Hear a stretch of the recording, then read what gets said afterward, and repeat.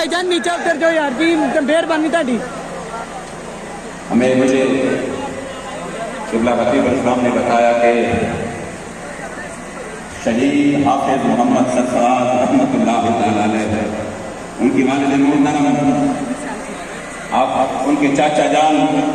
ہمارے سامنے تشریف فرما ہے. ہم ان کی عظمتوں کو دونوں ہاتھوں سے سلام پیش کرتے ہیں. اور شہید نے جس حق مشن کے لیے اپنا خون دیا انشاءاللہ یہ وعدہ کرتے ہیں کہ جس مشن کے لیے انہوں نے خون دیا ہمارے وجود کے قطرے قطرے بن جائیں گے لیکن اسی مشن کے ساتھ کبھی غداری نہیں ہوگی انشاءاللہ.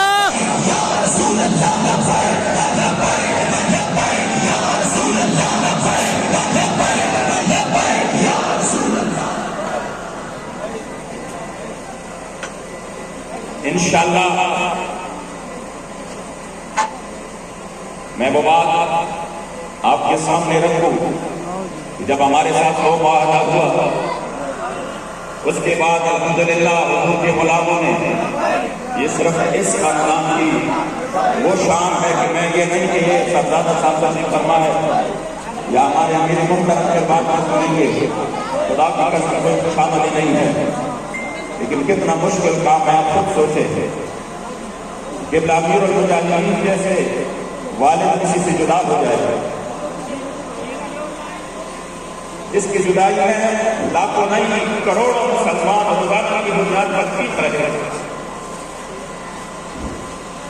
پھر والد بچہ ہی ہوتا ہے ابھی چھوٹی عمر کا صرف 26 بہاریں رہتی ہیں اپنی زندگی اتنا بڑا بوجھ بھی آیا. میں سلام پیش کرتا ہوں اس پورے خاندان کو لکھا سلام کروڑا سلام. کہ جب ایسا کوئی حادثہ پیش آتا ہے اچانک جب کسی کے وقت و گمان و تصور میں بھی نہ ہو اور ایسا کوئی حادثہ پیش آتا ہے لوگ سال حادثے سے باہر نہیں نکلتے لیکن لکھا سلام ہمارے قائد محترم قبلہ حضرت حافظ صاحب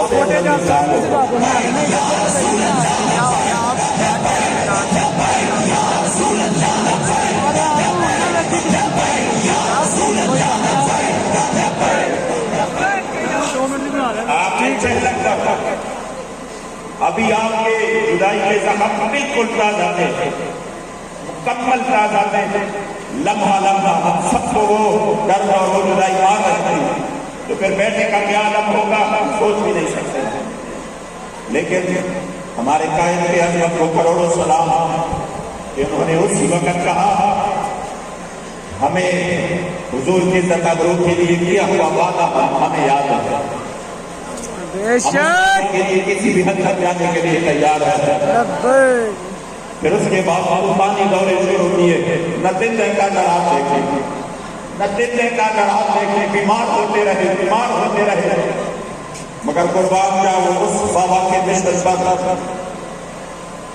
آپ نے پہرا دیا اس انداز سے دیا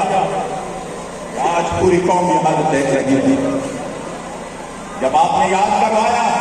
کہ ہمیں معاہدہ یاد ہے یہ مت سمجھو بابا جی ہم سے چلے گئے ظاہراً لیکن بابا جی کی نظری اور مشن ہمارے پاس چھوڑ کے چلے گئے اور بابا جی نے اپنے ایک بچے کو دلیر بنایا ہے ان کو جذبہ دیا ہے غیرت اور حمیت عطا کی ہے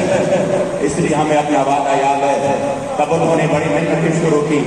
کہ ہم کسی بھی صورت اس معاہدے کو